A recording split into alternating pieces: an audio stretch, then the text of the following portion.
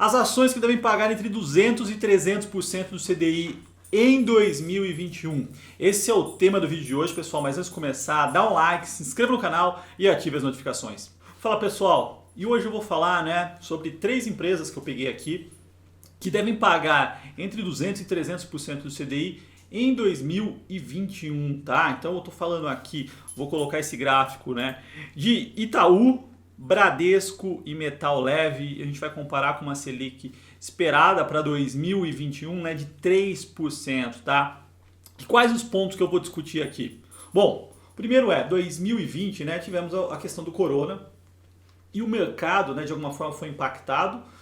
Do lado de distribuição de dividendos, faz sentido que as empresas não distribuam, Então, um ponto é a queda do lucro, Então, várias delas foram impactadas em função do segundo trimestre pior, uma queda da atividade econômica. Isso explica de alguma forma a queda dos lucros, E o segundo ponto nesse momento a coisa mais importante é caixa, é ter dinheiro em caixa para as empresas e não distribuir, preservar um pouco de caixa é prudente, tá? Então a gente viu isso. Do lado dos bancos, o Conselho Monetário Nacional travou, Então só pode ser distribuído 25% dos lucros até setembro, tá? Então esse ano, 2020, a distribuição de lucros deve ser menor, Mas pensando puramente no médio prazo, não precisa nem ser no longo prazo, vamos pensar aqui para 2021, eu adotei algumas premissas, tá? Então a gente vai falar dessas 3 empresas aqui, vamos começar a falar sobre o Itaú, tá, pessoal? Então, eu peguei dois pontos importantes. Peguei empresas boas, que têm um histórico de distribuir e recorrência nos lucros, E que também ficaram para trás no sentido de performance da valorização da ação, tá? Então, quando a gente fala de Itaú, o primeiro trimestre dos bancos em geral, a gente viu uma queda nos lucros em função de aumento de provisão futura, provisão para um cenário econômico adverso. A gente não viu um forte crescimento no calote, na PDD. Entretanto, isso deve ter algum aumento no segundo trimestre, mas nada que vá ser negativo demais, Vai ter um impacto no segundo trimestre, entretanto, não vai ser um rompimento, uma grande catástrofe. Tá.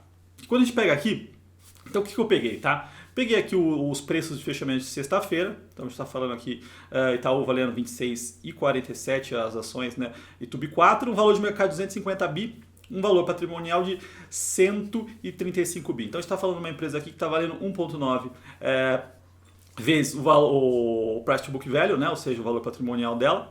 E quando a gente pega lucro, então pegar 2019, 20 e 21. Então, o lucro de 2019 foi, vamos colocar aqui no gráfico, vou colocar esse gráfico aqui para vocês darem uma olhada, que é a evolução do lucro do Itaú nos últimos anos, tá? Então, o que a gente vê? 2019, foi esses 28, acima dos 28 bi, uma queda forte em 2020, Então, a gente está falando aqui de uma queda de 19% no lucro do Itaú e uma retomada, dos lucros aí em 2021, dando uma normalidade, mas mesmo assim abaixo, de 2019. Então a gente está falando do lucro do Itaú abaixo do lucro de 2019 em 21, que é bem prudente.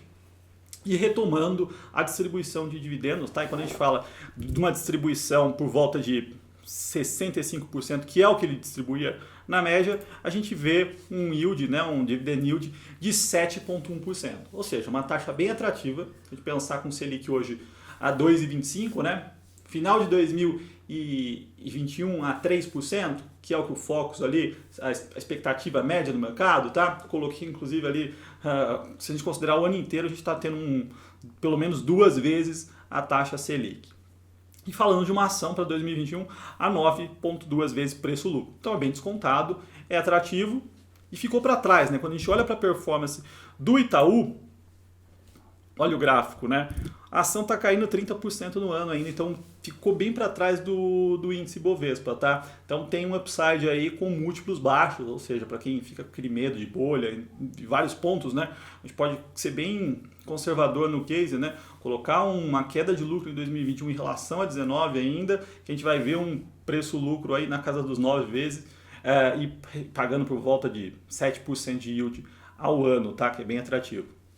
O segundo case que eu gosto bastante, que eu trouxe aqui, é o Bradesco, tá? Então vamos falar um pouquinho do Bradesco. O Bradesco está inserido no mesmo case, no mesmo cenário macro dos bancos, né? Então, todos esses pontos de aumento de provisão, de inadimplência, né, são discretos, vão acontecer. Isso já está implícito aqui nesses lucros projetados, né? Peguei inclusive um consenso, a média de todos os analistas para não ter o meu viés. Mas tem um outro ponto também, né, que a gente viu no primeiro trimestre já, do resultado dos bancos em geral. Forte crescimento da carteira de crédito de todos eles, né? Porque a solução nesse momento, nessa crise, né, um descasamento de fluxo de caixa das empresas, os bancos não são parte da crise, né? Eles são parte da solução da crise. Por isso que a gente vê o Conselho Monetário Nacional proibindo a distribuição de dividendos, né? Não mais que 25%, para eles aumentarem sim as carteiras de crédito e ajudarem a retomada da economia. Tá? Então a gente viu um forte crescimento aí da carteira de crédito dos bancos. Mas da mesma forma, né, vamos considerar aqui uma queda de lucro, eu estou considerando aqui de 16,7% em 2020, tá? E uma retomada de 19% em 2021. Então aqui a gente vê o lucro do Bradesco, né, 25 bi, 21,4 e uma retomada para 25,6, levemente abaixo do que era em 2019. E o que a gente encontra? Tá? Um dividend yield de 7,2%, isso considerando uma distribuição de 65%, que é o que a gente vê nos últimos anos. Tá? E dificilmente o banco vai reter muito mais, porque a capacidade dele de aumentar a carteira de crédito nesse momento, né, ou nos últimos anos, não é das melhores possíveis. Né? Seria bom que ele não conseguisse reter em função de melhorar, aumentar a carteira de crédito, mas não é muito plausível. E um preço-lucro de 7 vezes e meia, ou seja, bem descontado, abaixo da média do Ibovespa, né? Então quem tem medo de achar que os mercados estão esticados demais, quando a gente fala de 7 vezes e meia preço-lucro, é bem descontado. E quando a gente olha, né, para a performance do banco, né, desde o início do ano para cá, a gente vê essa queda, né? Está caindo 39% ainda. Os bancos ficaram muito para trás nesse momento, né? Aquele medo dos bancos digitais, a questão da questão econômica, né, de provisões, o mercado ficou receoso em função do primeiro trimestre ainda, que eles provisionaram muito mais, né, em função de possíveis variações econômicas, então isso acabou deixando os bancos para trás do lado de performance, o que, nesse caso aqui, consegue conciliar geração de dividendo mais upside, tá? Bom, vamos falar do terceiro case, né, das ações, né, da Metal Leve, da MAHLE Metal Leve.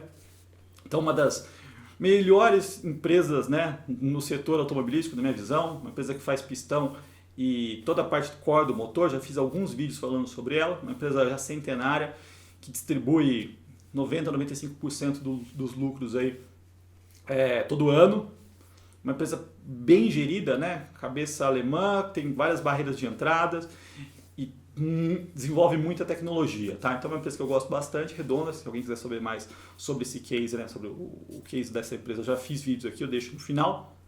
Mas o ponto é, MAHLE Metal Leve, né? O que a gente pode pensar para ela nos próximos anos, né? Vamos pensar para 2021. Então o lucro dela em 2019 foi 245 milhões de reais. Esse ano tem uma queda, vai para 180, tá? Considerando aqui uma queda razoável. E vamos considerar que o ano que vem ela volte para 198 milhões, ou seja, é uma queda ainda considerável, né? A gente vê uma queda de 19% ainda, então uma queda considerável, a gente está sendo bem conservador. E vamos, a premissa aqui é que ela vai distribuir, né, 90% dos lucros, tá, pessoal? Então a gente consegue chegar num dividend yield de 7,8%, tá? E a MAHLE Metal Leve é uma empresa que a gente pega também a performance dela, está caindo 40% no ano, uma excelente pagadora de dividendos.